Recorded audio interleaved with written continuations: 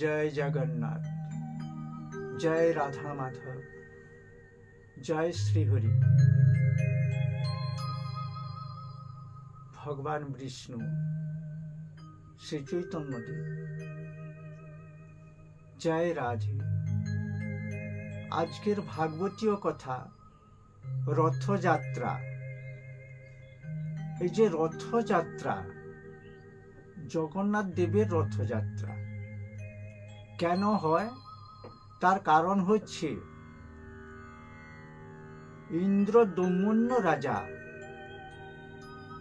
পুরীর মন্দিরে যখন জগন্নাথ দেব ও বলদেব সুভদ্রাকে প্রতিষ্ঠা করেছিলেন দারু ব্রহ্মরূপে,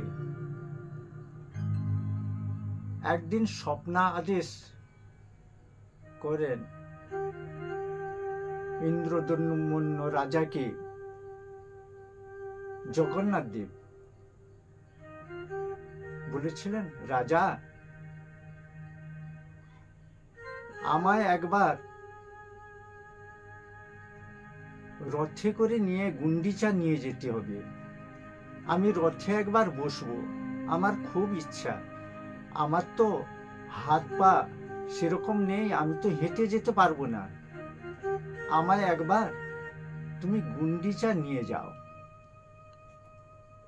আমি সেখানে মাসির বাড়িতে 1 সপ্তাহ 9 দিন থাকবো। 9 দিনের পরে আমি আবার তোমার মন্দিরে ফিরে আসব। তাই ইন্দ্রদম্যন্য রাজা কারিগর ডেকে রথ তৈরি করে রথে বসিয়ে জগন্নাথ দেবকে ও বলদেব সুভদ্রাকে গুন্ডিচা নিয়ে যাওয়ার জন্য প্রস্তুতি নিল। সেই যে প্রস্তুতি নিয়েছিল, দড়ি না বাঁধলে রথ গড়বে কি করে? সেই দড়িটা যে বেঁধেছিল রথে, অনেক দেবতাগণ সেই দড়ির মধ্যে অধিষ্ঠান হয়েছিল। এই জন্য দড়িটা এত পবিত্র।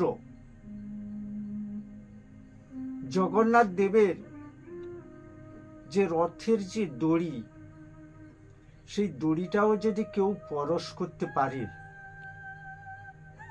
সে মুক্ত হয়ে যায়, সমস্ত পাপ থেকে মুক্ত হয়ে যায়। আমার মনে হয় এই জড় জগতে জন্ম মৃত্যুর চক্রে আর তাকে আসতে হয় না। এই জন্য দড়িটা এত পবিত্র। জগন্নাথ দর্শন থেকে যদি দড়িটা কেউ প্রণাম করতে পারে ধরে, এ জনমের মতো সে মুক্ত হয়ে যায়। জগন্নাথ দেব বলদেব সুভদ্রায় যখন রথে বসলেন, তখনই যত ভক্ত সেখানে সমাগম হয়েছিল, সবাই দড়ি ধরে টানতে টানতে নিয়ে যাচ্ছে কোথায়? গুন্ডিচা। গুন্ডিচায় দিকে রওনা হয়েছে রথ। চারিদিকে ভক্তগণ সমাগম হয়ে দড়ি ধরে প্রণাম করছে, আর রথ গড়ছে, রথ যাচ্ছে। রথ যেতে যেতে গুন্ডিচা পৌঁছে গেল। সেখানে জগন্নাথ দেব নেমে মাসির বাড়িতে ছিল 8 দিন।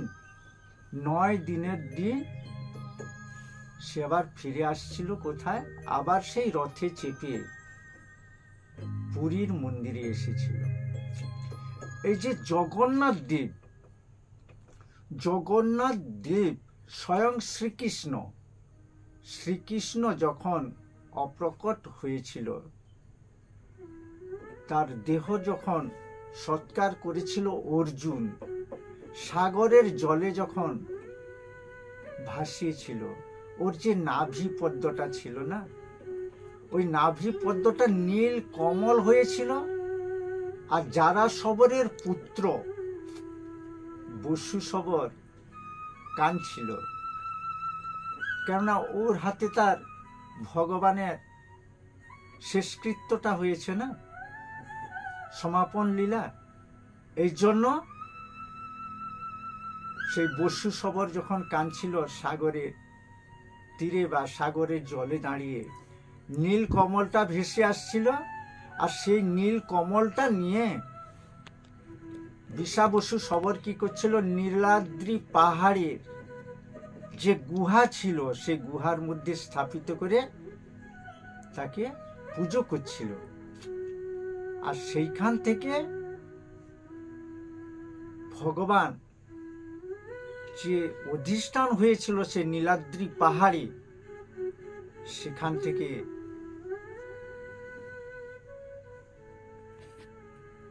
বিশা বসু শবর আর বিদ্যাপতি ব্রাহ্মণ, সেখান থেকে বিশা বসু শবর যে পূজিত করছিল, বিদ্যাপতি ব্রাহ্মণ তাকে সন্তুষ্ট করে এনেছিল। আর একটি কাঠ এসে ভেসেছিল সেই পুরীর সেই সমুদ্রের বাঁকি মুহানে, সেই কাঠ থেকে দারু ব্রহ্ম তৈরি হয়েছে।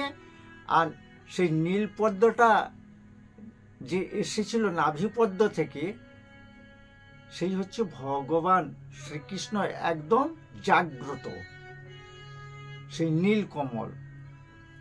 দারু ব্রহ্ম যখন তৈরি হলো, জগন্নাথের উদরে সেই নাভিপদ্মটা স্থাপিত করা আছে সেই ব্রহ্ম, এই জন্য জাগ্রত। নীল কমলের জন্য পুরীধামকে নীলাচলও বলা যায়। আমরা বলি নীলাচল। নীল কমলের জন্য জগন্নাথ দেবের উদরে নীল কমল রয়েছে বলে। সত্যযুগে বদ্রীনারায়ণ, আর ত্রেতা যুগে রামেশ্বর সেতু বর্ণন কেরালায়, দ্বারকায় হচ্ছে নাগেশ্বর গুজরাট দাপর যুগে, আর কলিযুগের শ্রেষ্ঠ ধাম হচ্ছে এই পুরী ধাম। এই চারি যুগে আমরা বলি না চারি ধাম, এই চারি যুগে চারটেই ধাম। কলিযুগের শ্রেষ্ঠ ধাম হচ্ছে পুরী ধাম। এই পুরী ধাম জগন্নাথ দেবের ধাম। এই জন্য আমরা ভক্তরা পুরী যাই জগন্নাথ দেবের দর্শন করার জন্য। এইভাবে জগন্নাথ দেবের রথযাত্রা। জয় শ্রীকৃষ্ণ। হরে কৃষ্ণ হরে কৃষ্ণ কৃষ্ণ কৃষ্ণ হরে হরে, হরে রাম হরে রাম রাম রাম হরে হরে, হরে কৃষ্ণ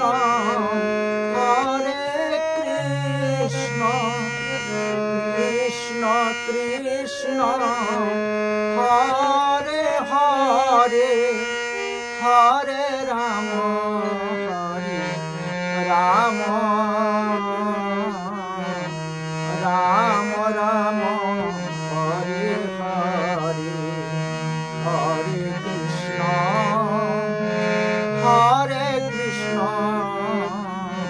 কৃষ্ণ কৃষ্ণ হরে হরে, হরে রাম রাম রাম হরে হরে। জয় জয় নিতাই গুরু গুরু প্রেমানন্দে হরি হরি।